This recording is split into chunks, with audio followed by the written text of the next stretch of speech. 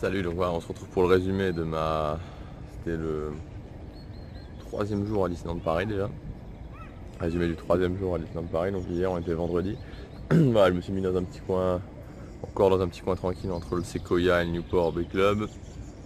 Voici, voilà, je vais me mettre comme ça parce qu'il y a un mauvais éclairage, mais voilà, on voit le New York, panorama magique, voilà, et le Newport Bay Club derrière moi, et il y a le Sequoia. Alors, voilà, je suis un petit peu journée un petit peu difficile hier, enfin un peu difficile non. Et voilà, là aujourd'hui, là on est samedi matin, là au moment où je fais cette vidéo. Et voilà, on commence à sentir la fatigue, tout le monde commence à sentir la fatigue. Voilà, ça fait déjà 3 jours bien intenses, il en reste 2 en plus. Même si voilà, je pense que dimanche, en général moi le dernier jour, je reste jamais trop longtemps. Parce que voilà, j'aime pas trop partir de Disneyland, donc voilà, enfin bon bref. Hier, voilà, hier dernier jour, donc qu'est-ce qu'on a fait hier? On a été manger, on était juste manger au Boulagon, parce qu'en fait hier on a mangé tard déjà le matin, et après un bon petit déjeuner au Golden Club Forest. Donc je ferai vraiment un test du Golden Club Forest. En plus on a été au goûter aussi l'après-midi du Golden Club Forest. Là concernant le goûter, j'étais un petit peu plus, autant le petit déjeuner j'étais vraiment agréablement surpris. Au Golden Club Forest, autant le goûter j'étais un petit peu plus déçu. Voilà, donc de toute façon je ferai un test du Golden Club Forest. On a été manger le soir au Boulagon, donc là aussi je ferai un test du Boulagon et c'était vraiment pas mal parce qu'en fait cette fois-ci j'ai mes nièces avec moi, donc ça me permet de vraiment faire des tests et je pense que les prochains séjours elles reviendront aussi puisque maintenant j'aurai pris des passes. Ça me permet de faire des tests avec les enfants, de voir vraiment au niveau des enfants. Parce que c'est ce qui est assez marrant en fait, c'est que finalement je me rends compte que, enfin je me rends compte, voilà, c'est vraiment en fait quand on y va à deux, enfin quand on va entre adultes à Disneyland Paris, ça demande déjà de l'organisation, franchement pour passer un bon séjour. Mais quand on y va avec des enfants, ça demande encore plus d'organisation. Très honnêtement, quand je vois tous les gens qui vont à Disneyland Paris comme ça sans aucune organisation avec les enfants, ça m'étonne pas, qu'ils passent des mauvais séjours, mais c'est juste logique quoi. Si vous n'êtes pas organisé, enfin si vous n'avez pas préparé un minimum les choses avant d'arriver, forcément c'est la galère. Et là, c'est un bel exemple parce que pendant tous ces jours, je vois vraiment plein de gens qui sont pas contents, plein de gens parce qu'en plus voilà, il fait tellement chaud, il fait vraiment très chaud. Là, ce matin, là, je me suis mis dans un petit coin d'ombre et il y a un petit vent vraiment agréable. Mais l'après-midi, enfin la journée, l'après-midi, même le soir, il fait chaud. Alors évidemment, c'est propice un petit peu aux crises de nerfs. Donc voilà, donc le Blue Lagoon, donc je ferai aussi un test du Blue Lagoon avec notamment le menu enfant. Moi j'ai testé le plat avec les Saint-Jacques là, c'était vraiment pas mal. On a été voir Dream aussi, donc hier ça y est, j'avais refait le calcul, c'était la 30e fois que je voyais Dream, donc Dream classique, hein, sans compter Dream Fête Noël que j'ai vu plusieurs fois, mais bon, je suis pas très fan, donc voilà, c'était la 30e fois que je voyais le spectacle Disney Dreams. Et c'est assez marrant parce que voilà, maintenant je commence vraiment à bien connaître Disney Dreams et je me disais, voilà, même par exemple entre hier soir et avant-hier soir, à chaque fois il y a toujours un petit truc qui fonctionne pas dans le spectacle Disney Dreams, il y a toujours un petit feu d'artifice à un moment donné qui va pas. Et là je croyais le premier quand j'ai revu Disney Dreams avant-hier soir, au niveau de la scène avec le génie dans Aladdin, donc la chanson avec le génie dans Aladdin, à un moment donné il n'y avait pas de feu d'artifice. Et je me suis dit ah tiens c'est bizarre, ils ont changé ça. Et hier soir il y avait des feux d'artifice, alors je me suis dit bah non en fait ils n'ont pas changé.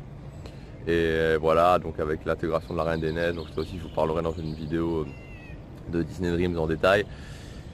Et voilà, et aussi c'était marrant parce que je formais non, parce que en fait une de mes grandes passions, je suis quelqu'un qui adore parler aux gens, enfin j'aime bien parler aux gens.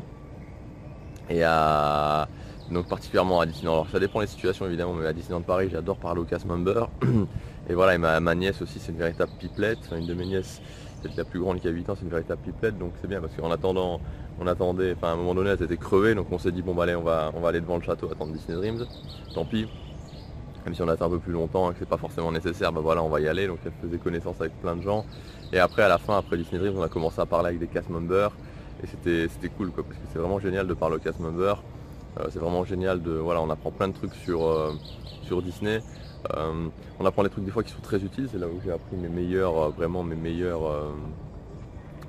astuces pour faire des économies, gagner du temps, etc. C'est souvent en parlant avec des cast members que je les ai apprises. Et puis sinon on apprend plein d'anecdotes, plein de trucs vraiment super sympas. Et puis c'est vraiment génial de parler aux gens quoi. Et hier on a parlé, à un moment donné c'était tout à la fin, Donc on parlait à une cast member qui était en train à un moment donné de balayer. Et voilà, on a commencé à lui parler et tout. Et à la fin elle nous a fait ah ouais, écoutez vraiment c'est super sympa de parler avec vous, merci de vous être intéressé à moi. Et donc ça c'était vraiment cool quoi, c'était vraiment cool. Voilà, il y a des gens qui passent derrière moi, ils me regardent avec un air bizarre, ils disent mais qu'est-ce qu'il fait, lui, qu'est-ce qu'il est en train de faire, il est en train de se filmer, mais c'est pas possible. Et là, je suis en train de me dire que je suis toujours étonné, je l'ai déjà dit hier dans la vidéo, mais je suis toujours étonné de voir pourquoi il y a des gens qui passent entre le Sequoia et le Newport Bay Club. Je vois des gens, ça c'est un truc, alors je vois des gens qui sortent du Newport Bay Club, bon bah je me dis que c'est des gens qui savent pas, qui font le tour dans le mauvais sens, qui savent pas qu'on peut passer de l'autre côté, et donc qui perdent 10 minutes. Mais je suis toujours étonné de voir des gens qui sortent du Sequoia. Ils sortent du Sequoia, je les vois par là sortir. Donc on peut pas voir le petit renfoncement au niveau du Sequoia. Je vois des gens sortir du Sequoia. Je les vois rentrer dans le Newport Bay Club et je comprends pas parce qu'il est 9 h du matin. Et je comprends pas ce qu'ils font en fait. Parce que je me dis, est-ce que c'est des gens qui vont au Sequoia et qui vont prendre leur petit déjeuner au Newport Bay Club? Ou alors c'est des gens qui sont... Bon, je comprends pas trop. Enfin bon bref, c'est pas grave. Donc voilà, donc c'était vraiment une bonne journée hier, c'était super sympa. Ah oui, un autre truc aussi, c'est que je sais pas si c'est Disney qui teste ça, mais hier c'était assez marrant parce qu'il y avait 10 à 20 minutes d'attente, enfin dans l'après-midi à toutes les attractions. Donc 10 minutes d'attente à Star Tours, 20 minutes à Peter Pan.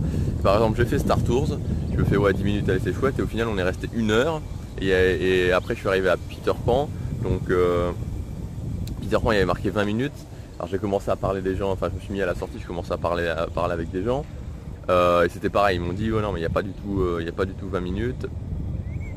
Voilà, et après en sortant de Star Tours, il y avait une personne qui nous disait oui voilà, qui nous a accosté en nous demandant, qui était à côté de nous, parce qu'il y avait une de mes nièces qui ne pouvait pas le faire, donc je suis allé le faire avec ma première nièce. Et il y a une des personnes qui nous a demandé est-ce que ça prend aussi vraiment 10 minutes, et là on lui a dit bah non, ça prend pas du tout 10 minutes. Donc je sais pas si c'est les compteurs qui n'allaient pas, ou si c'est simplement Disney qui s'amusait parce qu'il y avait trop de monde à baisser les temps d'attente. Mais tout ça pour vous dire que de toute façon aussi, d'une façon générale, les temps d'attente, il ne faut pas trop s'y fier quoi. C'est pour ça que ça sert pas à grand. Enfin, ça donne un ordre d'idée, mais ça sert pas à grand chose d'avoir toutes ces applications qui vous donnent les temps d'attente, parce que de toute manière, c'est très très variable. Hein. Donc par exemple, il y a 2 jours, on a le train de la mine, il s'était annoncé à 60 minutes, au final c'était 1 h 30. Il faut toujours compter, on va dire 20%, donc 20 à des fois 50% en plus de ce qui est annoncé. Donc ça c'est un petit peu au feeling, il faut voir par rapport, et surtout on peut surtout juger par rapport à la file d'attente, s'il y a du monde dans les fast-pass, s'il n'y a pas du monde dans les fast-pass, etc. Voilà, c'est tout ce que je voulais vous dire je crois pour ce résumé. Je suis un peu parti dans tous les sens, mais voilà, c'est un petit peu le but des résumés de journée ici. C'est un petit peu de partir dans tous les sens. Dernière chose, ah oui, dans la série des questions auxquelles j'ai pas de réponse, c'est je me demande encore pourquoi. Et pourtant je suis venu à Disneyland Paris souvent l'été, enfin tout le temps l'été, tous les étés, je suis venu plusieurs fois, je suis venu certains étés je suis venu 2 fois en juillet et en août, je suis venu à des dates différentes, je suis venu début juillet, mi-juillet, fin juillet, début août, mi-août, fin août, enfin j'ai tout fait.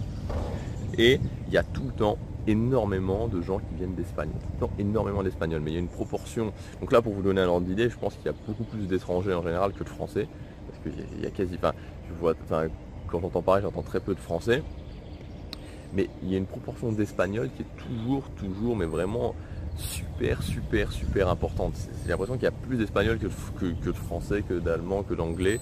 Et voilà, et je me suis toujours posé la question, je me suis toujours demandé, mais pourquoi il y a autant d'Espagnols en fait? Est-ce qu'ils ont...